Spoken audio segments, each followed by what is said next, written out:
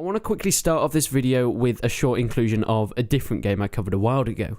This game is called Ancient Cities. It's a banished type city builder set in the Neolithic era. If you want to learn more about this, I've done a full in-depth description of it earlier on in my channel, so go check that out. But I'm just mentioning it because they have just started a Kickstarter that finishes in 10 days, and unfortunately this game is not going to be published unless they reach their goal. So if you take a look at the other video and think this deserves a donation, a small donation of your money, I definitely recommend you guys go and do that. I'll definitely be doing the same. "...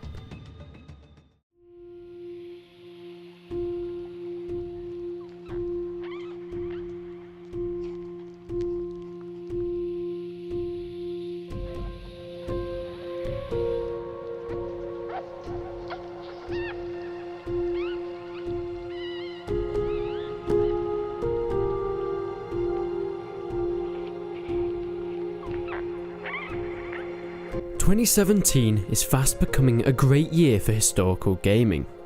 In today's video, I'm going to be going over two up-and-coming medieval sort games. Normally, I would give each title a different standalone video, but in this case, with the small amount of information that we've actually been given for both of these games, I think it will be more efficient and better for you guys in this way. So sit back, relax, and enjoy tonight's video.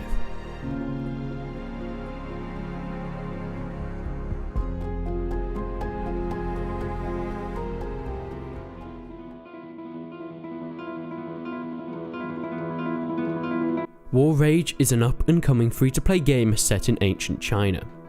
It is trying to combine the elements from action games and RTS games to create the experience of all-out large-scale PvP wars.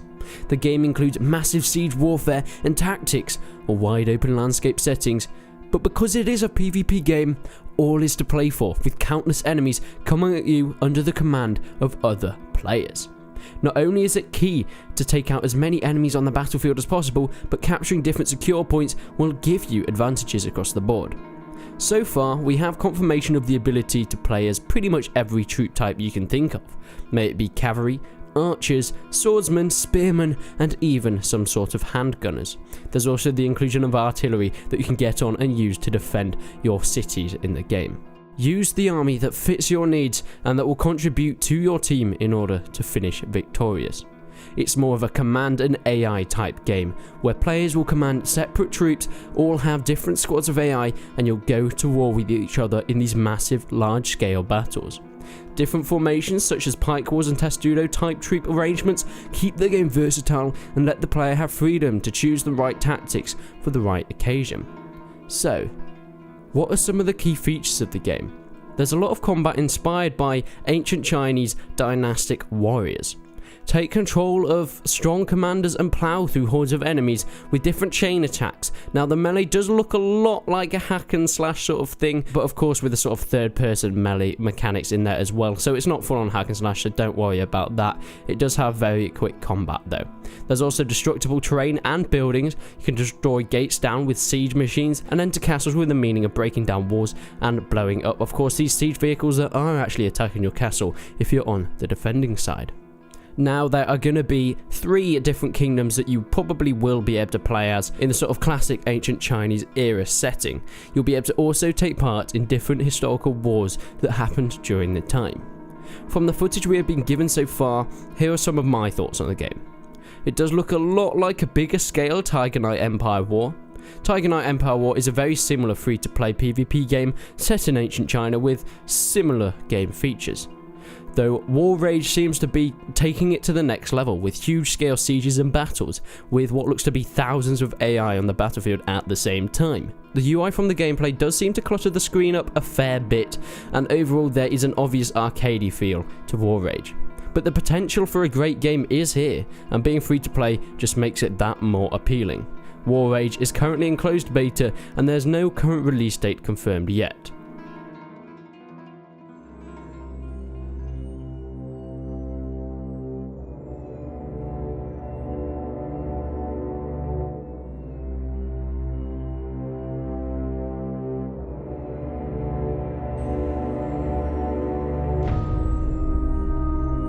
Ever thought what it would be like to live during the infestation of the Black Death? Welcome to A Plague Tale: Innocence. This is a very different game to some of the things that I have actually covered before on this channel. Very little information has been released about the game except the reveal from the recent E3 trailer this year. But this is something very different. Set in a dark, dingy setting of France in 1349 as the plague was raging through cities and towns alike, killing off millions after millions, it was not the scene of a paradise. In A Plague Tale, the world is a real-life apocalypse with a twist.